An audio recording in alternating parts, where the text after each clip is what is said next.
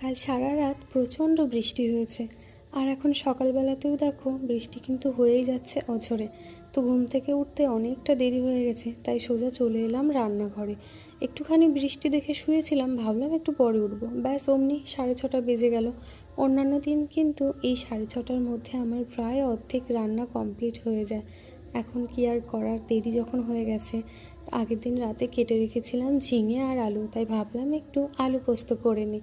এটা বেশ ভালোই লাগে আমাদের খেতে। আর আমি কিন্তু আলু পোস্ততে না একটুখানি হলুদ দিই, কারণ আমার মনে হয় রান্না যেমনই হোক না কেন, দেখতে একটু সুন্দর হলেই যেন ভালো লাগে। আমার একদম ওই সাদা ফ্যাকাশে কালারটা ভালো লাগে না। অবশ্য যার যার যেরকম পছন্দ শেষে সেরকমভাবে খায়, এটা নিয়ে কারো কিছু বলার নেই। তো তার সাথে আলু ভাজা, টুকটাক করে আরও অনেক কিছু করেছিলাম। আর সকালটা শুরু করলাম একটু চা দিয়ে। আর তখনও কিন্তু বৃষ্টি হয়েই যাচ্ছিল, আর আমার বেশ ভালো লাগে এই বৃষ্টি।